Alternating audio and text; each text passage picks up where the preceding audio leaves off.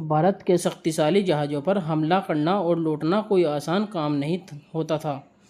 वे न केवल बेहतरीन शिल्पकला के नमूने थे, बल्कि उनके साथ वीर सैनिकों का ऐसा अभेद सुरक्षा कवच होता था जो हर लहर और तूफान को चुनौती देता था। और उन्हीं जहाज़ों से भरे होते थे अनमोल खजाने, सोने चांदी, हीरे जवाहरात और विदेशी वस्तुएं जो भारत की समृद्धि की कहानी कहते हैं। जब ये वीर सैनिक समुद्र तूफानों, खतरनाक समुद्री लुटेरों से जुझते हुए अपने राजा के खजाने की रक्षा करते हुए संकुशल लौटते थे, तो उनकी आंखों में गर्व की चमक होती थी। उनकी चाल में एक ऐसा आत्मबल और अडिग निश्चय पड़ते थे, तो नगरवासी शान से कहते थे, आज भारत की हवा में सोने की गंध घुसी हुई है। भाई, भारत को जब ऐसा ही एक खजाने से भरा एक जहाज भारत की ओर बढ़ रहा था।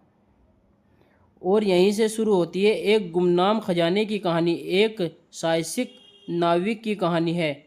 यह भारतीय दयालु राजा की कहानी और उस विशाल निर्दय सागर की कहानी जो बस उस खजाने के लिए कई जिंदगियों को निगलना चाहता चला गया था। एक ऐसा गुमनाम खजाना बना जिसके पीछे पूरी दुनिया दीवानी होने वाली थी। दुनिया के सभी समुद्री लुटेरे उसे खोजकर अपना बनाने की हर संभव कोशिश करने वाले थे। पाल खोल दो, हम चलने को तैयार है। कप्तान की गूंजती आवाज़ के साथ सोने से लदे जहाज रहस्यमय सफ़र शुरू होता है।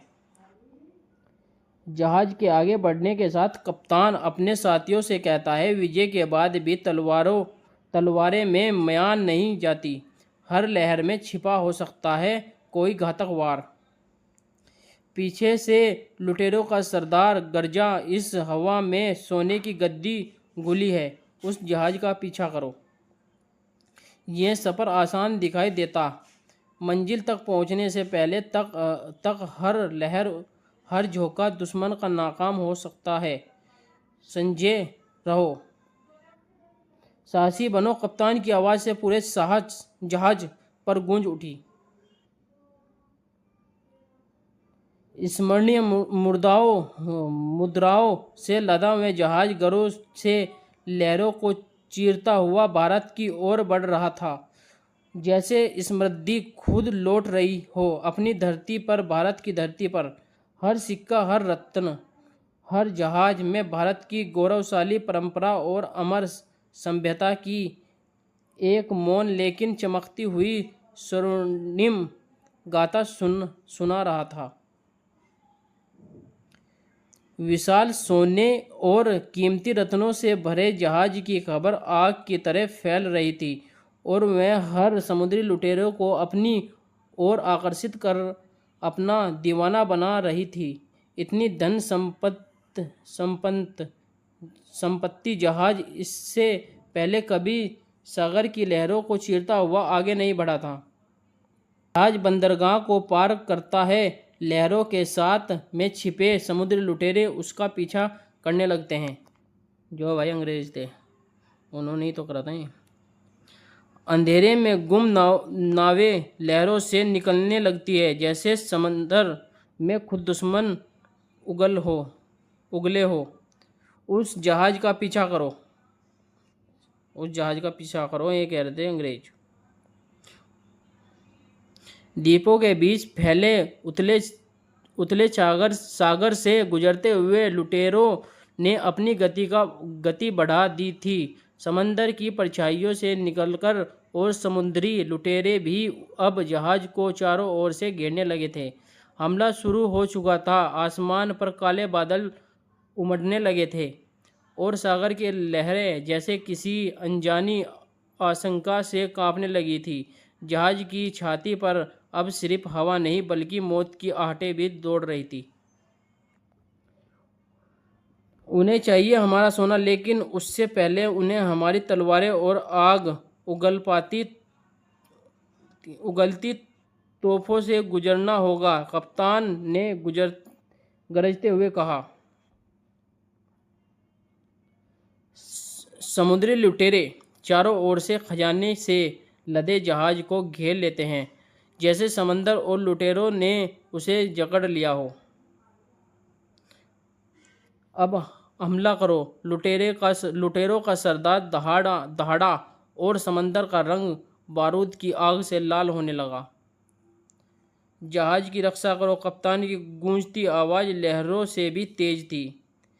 तेज हमला करो। एक पल की देरी भी भारी पड़ सकती है।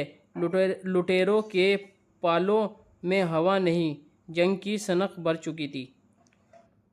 लुटेरों की तोप अंगारों से दहक रही थी और समंदर की लहरों पर अब सिर्फ आग बरस रही थी।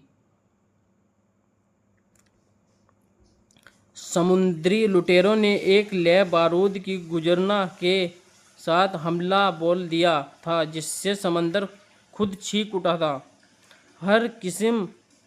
हर कीमत पर हमें खजाने की रक्षा करनी है। कप्तान की आंखों में अब तोपों से भी ज़्यादा आग थी। वो ताकतवर है जो जोश से हमला करो। दुश्मन को समंदर में समा दो। लुटेरों की हुकार जैसे समंदर में तूफान को चुनौती दे रही हो। उथले द्वीपों के पास पहुंचता है। समुद्र लुटेरे सिर्फ समंदर से नहीं, अब चारों ओर से घात लगाकर द्वीपों से भी हमला करने लगते हैं। लुटेरे अपनी पूरी योजना और ताकत के साथ आज सोने से भरे जहाज को लूटने आए थे। हर तरफ से हमला हो रहा है। रुकना मत, कप्तान गरजा और बारूद फिर से लहरों पर चमकने लगा। हमारे लोग मर रहे हैं, पीछे हटो, लुटेरों का एक सिपाही चीखा। डटे रहो, जीत बस एक वार दूर है। आंखों में तैरते सोने के साथ लुटेरों का सरदार गरजा। वो बहुत ताकतवर है, एक लुटेरा कांपती आवाज में बोला। समंदर की लहरें शांत हो चुकी थी। हवा ठहर सी गई थी और लहरें कुछ पल को